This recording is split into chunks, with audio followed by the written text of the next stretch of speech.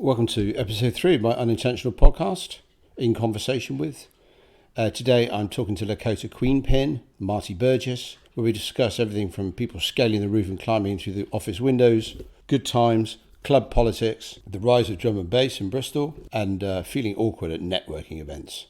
Enjoy. To give you a bit of context, so I do this show on a Sunday with my eldest on SWU. The station controller said, SWU's being listened to in 109 countries. And I thought I'd start interviewing people who live far away who I knew were listening to the show.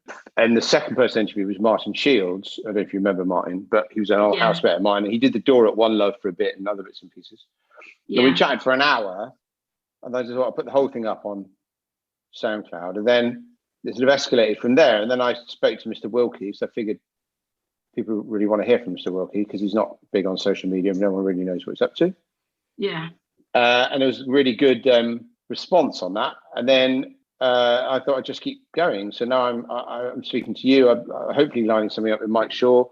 I'm hopefully lining something up with Simmer and some of the kind of old techno guys. Oh, that's an old name I haven't heard. Is he still in Bristol? No, he's in Cornwall somewhere. I don't know where, but I will find out in the next couple of days. So I'm going to give him a call and line something up.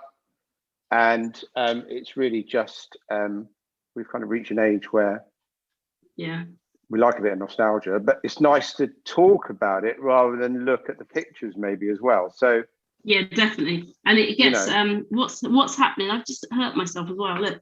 And I think the whole. I mean, do you want a plaster? I haven't got one to offer you because I'm not in your house. No, I'm good.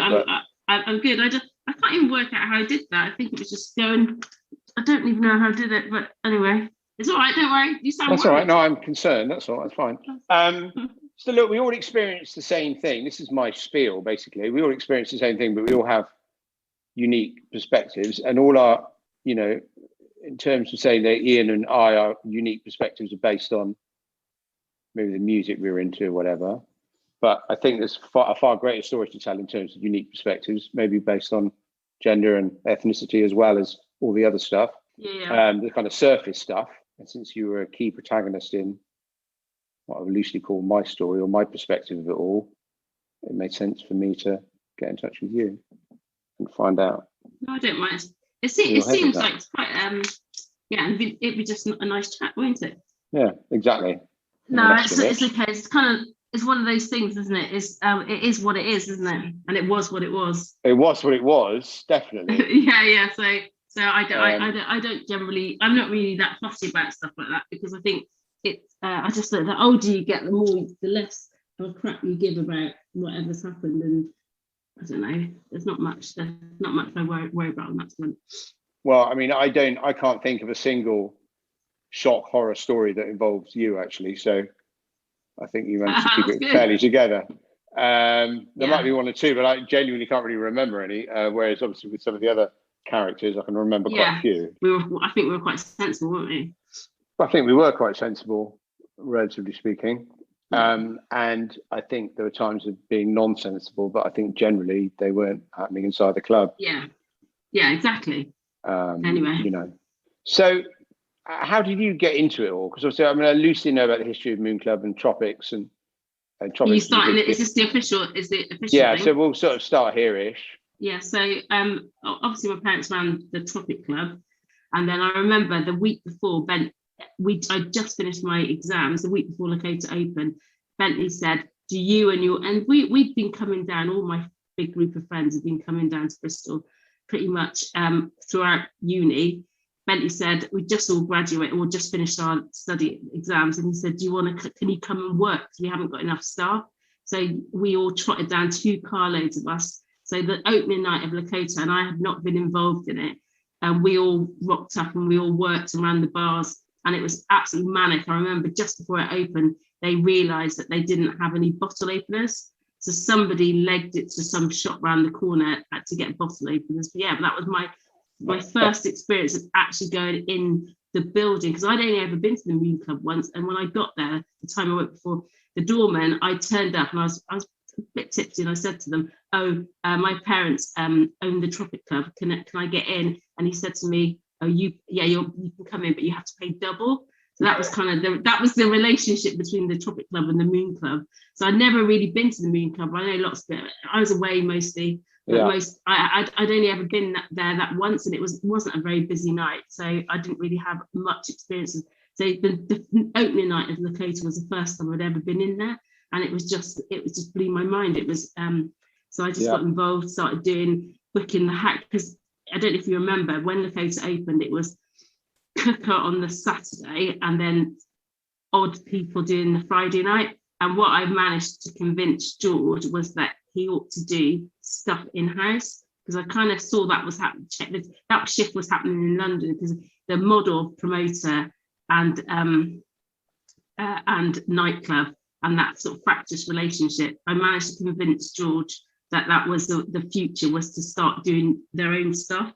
And so that's how I got involved, really. And I started there as working there while Bentley was kind of running it with George. And then obviously, I guess 2 years later, George had a massive brain hemorrhage and the banks pulled the rug from underneath the whole thing. And that's when we decided to bid and buy it. So that's when, in 94, when we bid and bought it, that's when I properly got involved at sort of the senior director level. Right, okay. That was quite a long answer. No, it's a good answer, though. That first night at Lakota, the opening night, still hurts, because if I remember this correctly, it was a One Love Foundation night. So it was One Love, I was still involved in One Love, but we were doing a live PA. Was that on the Magic Mix nights? It was the opening night. It was the very opening night. Yeah, because I think... so I remember the first night was Carl Joey and it's Magic Mix, but I know it had been open previously. The first maybe official, not then. Yeah, maybe I've got my facts wrong. The first official opening night of Lakota was June the 6th, 92. And I don't know if you remember how cynically we moved the birthday. And I'm sure you were part of the conversation. We moved the birthday to July just because it suited us better. And it was actually June, but I know that it had been open before, so so that's the first official night. But George had opened it a handful of times beforehand, so maybe well, the point is that I wasn't there, I couldn't make it, so and I remember being gutted my whole life and not having been there for what I had perceived to be the opening night, but maybe maybe it was a different opening night anyway. Yeah, I think there's, because I speak to people and they talk about the time they went there, and obviously, typical Bristol, it was always better then, those times. So the first night I worked there it was a Magic Mix with DJ Pearl Joe, who was a big American DJ, and ironically, up the road at the Tropic Club, Masters at Work were playing, and so it was one of those. Actually, in terms of if you love American house like I do, then it's probably a dream night to be in Bristol. We could be up the road at Masters at Work, or you could have been at Lakota with Pearl Joe. You're the American house thing. I remember you, because there's the famous Roger Sanchez. Yeah, one of my came down. Yeah, and I'm probably jumping forward a couple of years, but I think we all went to Miami, didn't we? 96 maybe, or 95, something like that. Yeah, he was there. Yeah, and we also saw Roy Ayres and Masters at Work. I don't even remember that. That's right. And yeah, we were there. So it was me, you, and Charlotte, and then also Ronnie Sides. And I saw Ronnie Sides the other day, and we talked about that night. And we both still reckon that party was, because it was just one of the coolest parties I'd ever been to. It was brilliant. It was really, and good. And it was just nice for some other Bristol people. Yeah. So I guess that was. Or I don't know if you remember. It was always a struggle for us because we just didn't. It always felt like everyone knew each other and we didn't know anyone when you went on those big jaunts. I mean, I went to quite a few. I went to San Francisco, the Billboard Music Conference. I went to the New Music one in New York, and I guess that's what you need to do. That's your journey. And there's a moment where you do go to those places and just feel like it's like the worst type of networking, where everyone appears to know each other and you don't know anyone. Yeah, and you feel like the rank outsider. Definitely, and I remember that. I remember that about Miami, which is why it was so brilliant that Ronnie, because that was their moment, wasn't it? That was just before they won the Mercury, And that was when you could tell that everybody was in Miami wanted to talk to them because they were the coming, you could tell they were on there, they're about to go ballistic. That was the joy of the Bristol thing, was just that feeling of, and this is what Ian pointed out last. I mean, it doesn't matter where you were or what mood, what genre you're involved in, because it is quite a small place, and even then it was even smaller, clearly. There was just this family vibe, and we did all, just try to be respectful to each other, and generally, and and try and and just hang out and work with each other and know each other.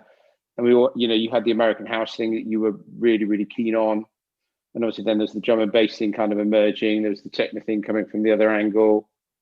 But we all just kind of threw it all together, didn't we? And just sort of see. Yeah, I guess, yeah, because you kind of, ultimately, it's all music at the end of the day, and even though it, you'd go out and certain sounds were not your thing, you kind of respected that they people were doing it and filling venues, and also it's just a nice thing to see, just see other people making it, especially on that international stage. It was. I remember when they won the Murphy, we were all in the office, and I just remember thinking this was like one of the best things that have ever happened. Yeah. And it did. I think we sent them a bunch of flowers and a bottle of champagne, but it was just really cool. Yeah. When did they play the club live? Was that before or after the Mercury? Can you remember? It was after the Mercury. So I don't know if you remember this, that Bristol had played host to the Radio 1 Sound City or whatever it was, like the annual roast. Yeah. And there was a panel show. And there was Ronnie Size was on the panel, and there was a couple other sort of national names. And at that point, he'd never played in the Lakota, and he said it. He called us out, and we were actually in conversations with Becky at the time about them doing, and he just said, "This is, we're doing our thing down." I think they were still doing Eastern Community Centre at that time, but absolutely packing it out. Yeah. And he just said we'd kind of, the fact that he hadn't played in it, this is the best venue in Bristol, and the fact that they hadn't played there would basically show that, kind of said that they were outside, and I get it, they were outside of the they were the marginalised people. Yeah, but if you think the way Bristol's gone now, and it's so bass dominated, it's funny that's flipped on his head a bit, hasn't it? There is a growing house techno scene coming back, but it's just ironic that back in our day it was so massive, and then and the drum and bass was the smaller thing, and then within that, by the end of the 90s, drum and bass had taken over and has been so dominant that it's actually split into subgenres. Whereas if you go to the house lives, it's still I mean, it's new stuff, but it still sounds pretty similar. And it's a much smaller scene, but I guess it was in our lifetime that flip happened, didn't it? The Full Cycle were in the back room, and then all of a sudden they were on the stage in the main room. Yeah. So this is where, but that's the way it should be, shouldn't it? It should 100%, completely. It shouldn't stay the same. 100%. And I did think, in the end, Lakota was the one place that made sense for people to go and be at and play at.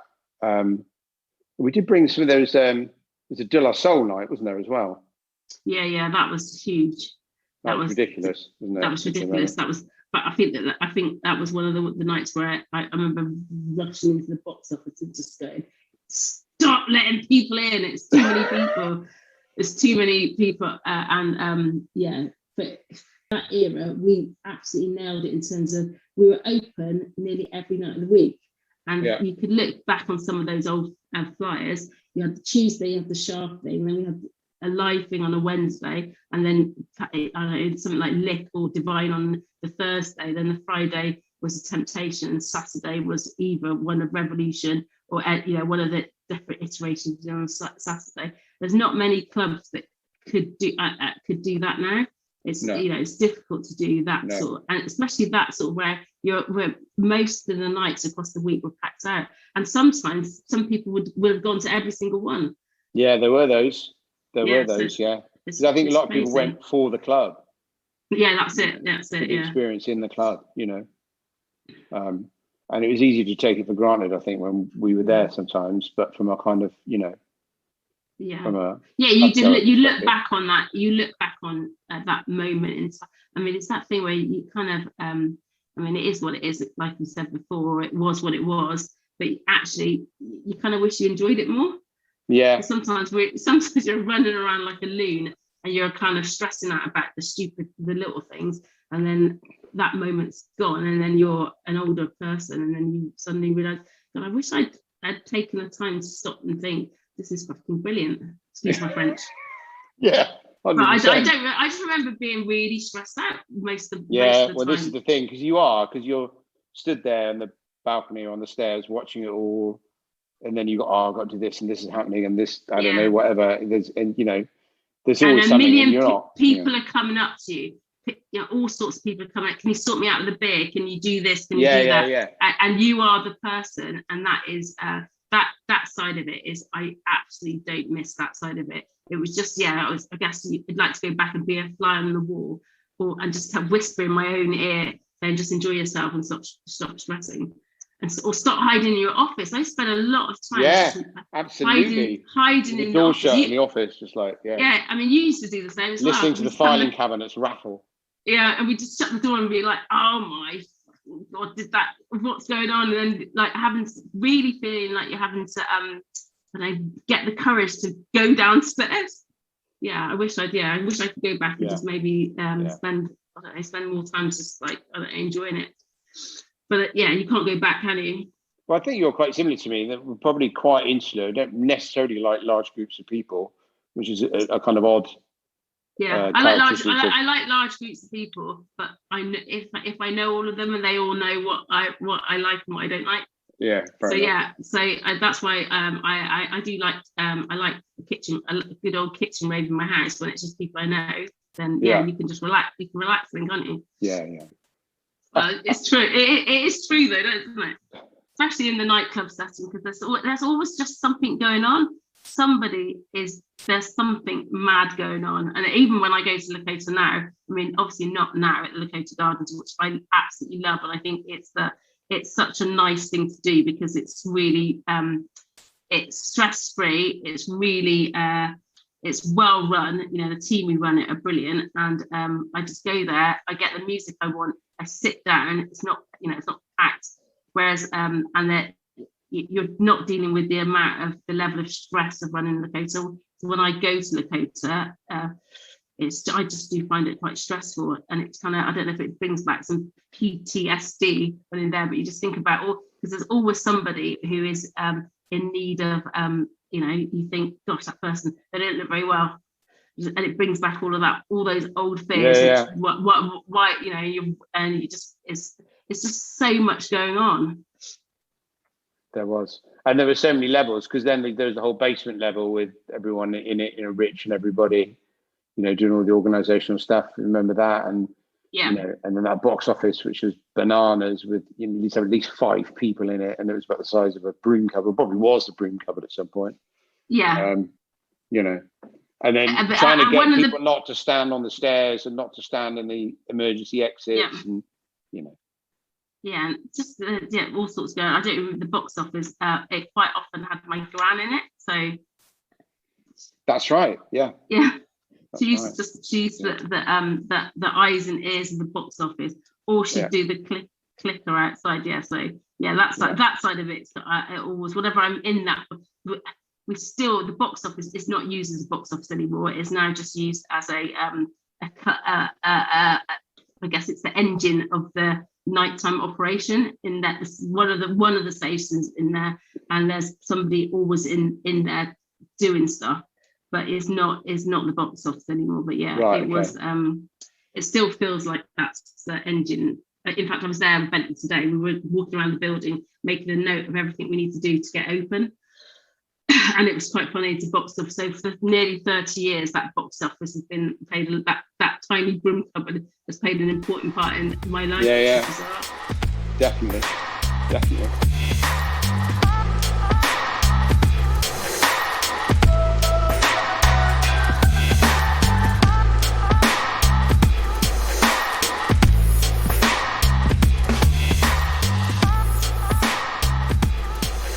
trying to think which way to swing the conversation now, because I can remember lots of stories about.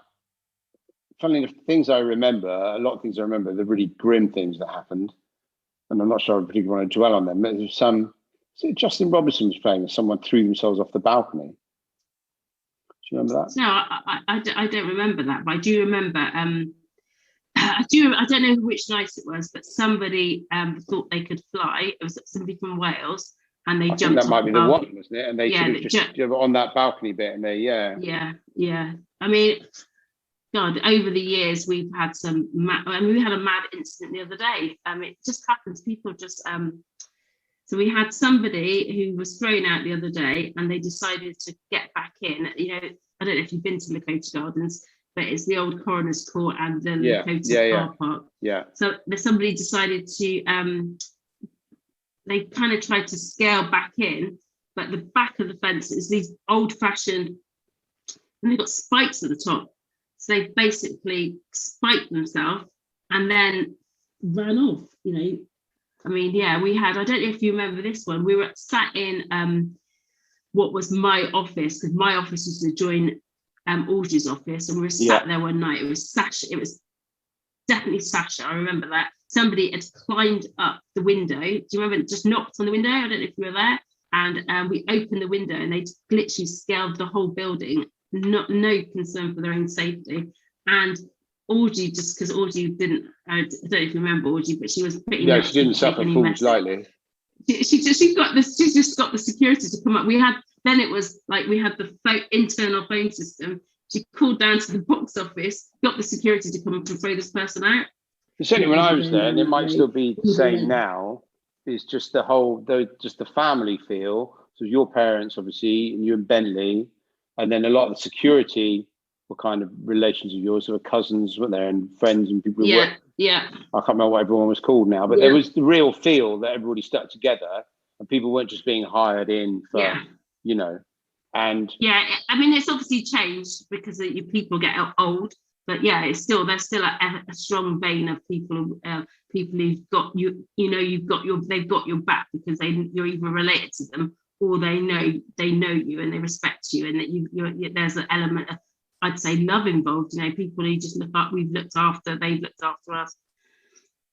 Yeah, and that's one of the things that I remember from being there is exactly that feeling. And I'd felt like I'd kind of been asked to join this massive family unit, and I loved it, and I absolutely loved the fact that everybody kind of knew each other. And for me, that's the sort of thing I really always like when I work with people. I like to be part of a crew, if you know, for want of a better phrase, and everything from Aunt Lou in the kitchen to, you know, to the numerous cousins that were involved in security, to, you know, all people around, everyone kind of, you know, and even the people that weren't family had known you all, or versions of you all, you know, since you were kids, or that kind of thing, and it was brilliant, and I loved it for that, absolutely. And I think when people came down, they could see that. You know, they could sense that.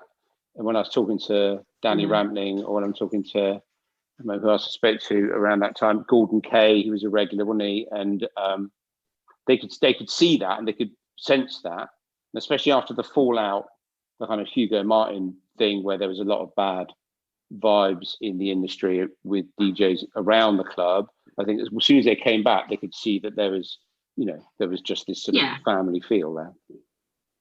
Yeah, I'm friends with Hugo now on Facebook. I just thought, God, why did it come up? Just a Facebook friend, and at a very odd occasion, I'll send them a message and stuff.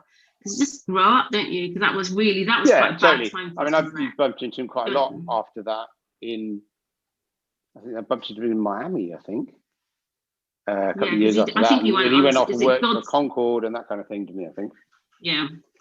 That was a bad time for us, because I guess that was the and because a lot of hurtful things were kind of said, and there was a lot of playing on stereotypes. I definitely think that people kind of that whole they're dodgy, they're gangsters, and you know, I remember I don't know if I should name the person, a very famous DJ. He played on that Radio 1. He accused us of underpaying him. and stuff like that. And it was just really, and I just think it was all part and parcel of a whole thing about, that, we've muscled them out of their night. And so when you started, we were still running. Do you remember that? Yeah, no, I do remember that. I'm And just there was- wondering how many and it was- other major clubs in the UK at that time had black owners, because I don't think any did. None in nationally, but I guess in Bristol, where you In Bristol, but I think Actually, nationally the bigger clubs, where they were all very much no. one thing. It was very much a kind of a certain sort of section of the white community. So I think Lakota was the only club that had that, and I think there was definitely a false stigma that was attached to it because of that by certain areas of the industry. Yeah, it was, and that was, being black in any part of the UK, you always have to battle that. But I think in clubland, there's a lot of, and particularly as I know, having spent time in a lot of these clubs, how dodgy they were. We were actually quite a clean ship. And that was the hurtful thing, because we there's no way we could have got away with some of the things I saw happening at some of these other venues. Yeah, and it was, I mean, for me culturally, it was a shift because I'd never worked in that kind of environment before, and it was a fantastic learning experience, especially going to your parents' place in Jamaica at some point with Timo Mars and everybody. Oh yeah. And Timo's mate rescuing Fiona because she jumped in the pool and said she's just swimming, but all underwater. I remember that. And Timo's friend jumped in and saved her. Oh, saved her. That's right. Yeah. So it was a fantastic experience for me, and the support I got from you all, meant an awful lot to me then. It still means an awful lot to me now, because I think without that support, I wouldn't have worked out all the things that I have worked out over 20, 30 years and carried on with. And you're always very supportive and very willing to let everyone just go on and kind of do their thing within that structure. And I think that's fantastic. Yeah, it did kind of nearly make us go bust there. Yeah, there was that. we did just. I mean, I think and I always say this to James, that 97, I think it was, we turned over at the venue an incredible amount of money, which we all just spanked on vanity projects like the label, and then we just realised that the minute the club stopped being the workhorse, because there was competition, we were in we had the word reserves had never really been on my radar at that point, not ready to withstand. I don't think it was for any of us, really. We just thought, oh, look, stuff's happening, let's keep going.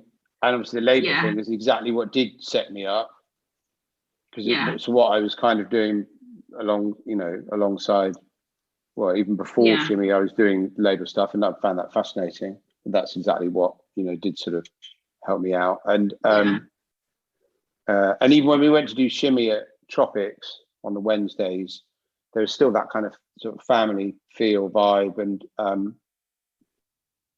it was fantastic. And I think if we had the brains then that we have now, we'd obviously be doing things incredibly differently. But then none of the things that we created probably would have happened. We'd never taken those chances. Yeah, that's true. That's it. I mean, you can't. I don't regret it. Well, I do. I sometimes just think that if you rewind the clock, some of the things we did, we would have probably been a bit more. Been a bit more savvy, and we just made a series of business errors, which led to us suddenly realizing, because cash flow is king, isn't it?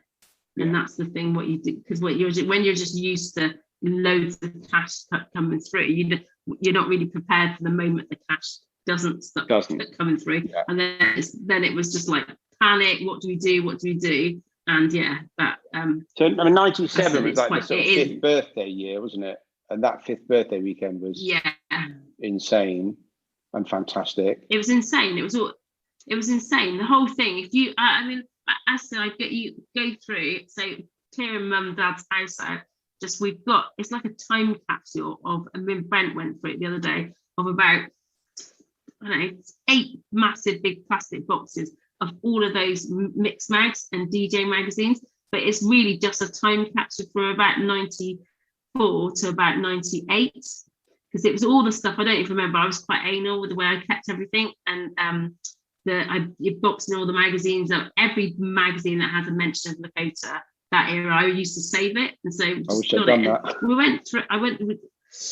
I went through it, but it's only it's like a window.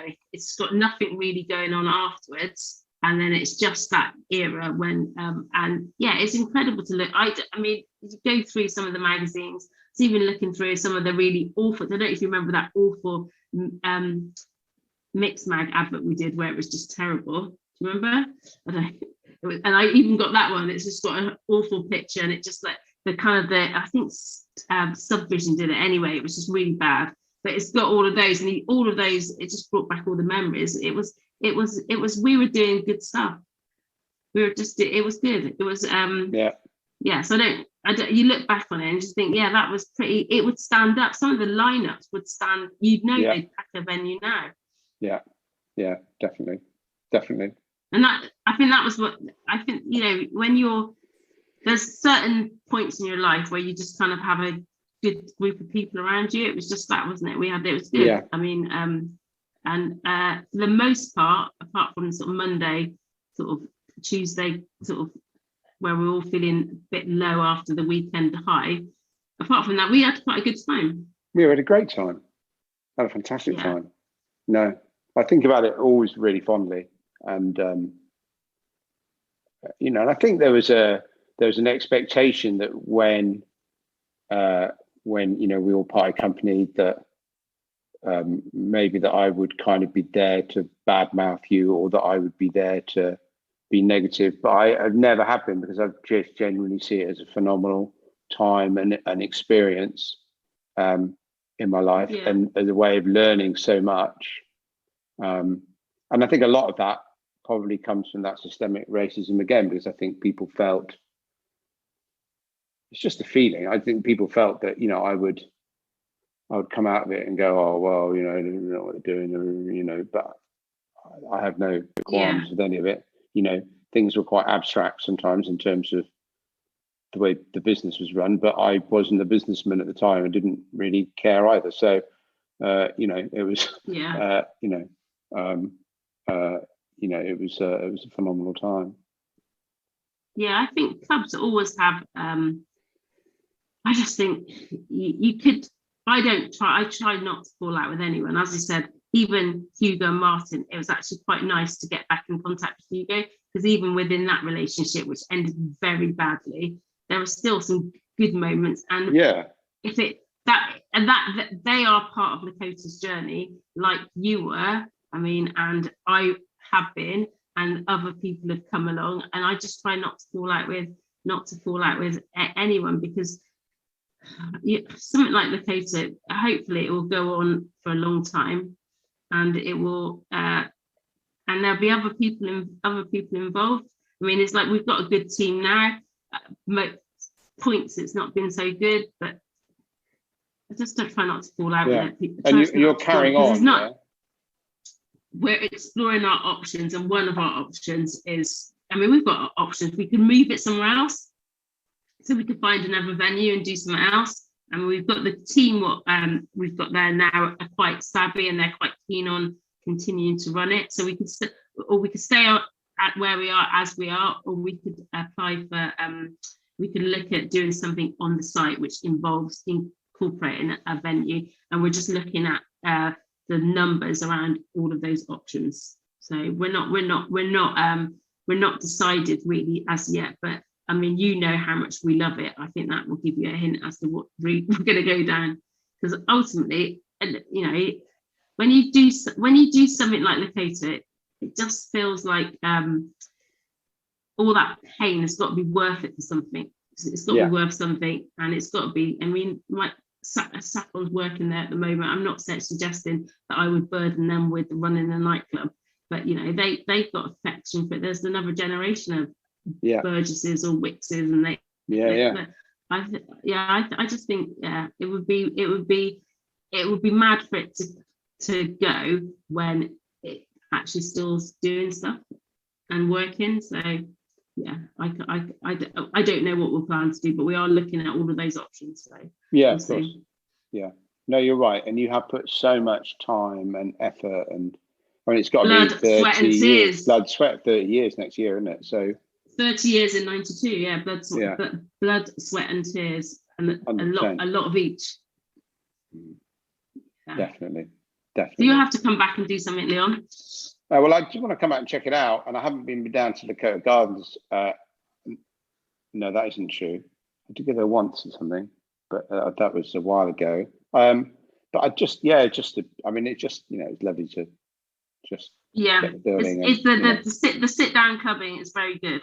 If you see something which you'd like to go to, we'll meet you. I mean, it's just been a real eye opener as to what you can do with when you're backed up against the wall and you've got flexibility. Because I mean, on next Tuesday we've got Russell Howard, and that's been brilliant, just doing the comedy. They've done the circus shows and the jazz festival, so it's kind of it's taken the pandemic to suddenly think actually you can do what you want with it when you've just got a space, can't you? Yeah, it's definitely got the space, 100%. Yeah. So it's been as so last summer I went more than, or since the pandemic I've been to Lakota more than I probably have in the previous 15 years. Oh man, yeah, I'm chatting to Delhi soon as well in a couple of weeks. Oh yeah, Delhi's a good one. I like Delhi, and he is one of those guys that he's a very good DJ, and I just think that the reason Delhi wasn't hugely successful is again because of he's black British playing sort of music. I can't understand why he didn't get, because I think he was good enough to be as big as anything else. He was definitely good enough. I do think that Delhi's was, that shows, unless you're doing what you're expected to be doing, there's only a few can get in through that door, and Delhi definitely should have. And so, and I think because he's you turn up at a big club, he is doesn't really drink, definitely doesn't take drugs. And because he wasn't one of the boys, he just probably couldn't break through. Yeah. No, I think you're right. You're right. And I think it's about, is it kind of, if you're a black artist, I think there's an element of authenticity that is expected of you that's not expected of you if you're a white artist. So what I mean by that is, let me try and find a glib example. As a white artist, I could go and DJ US house, or I can go and DJ German techno, and everyone just take that face value.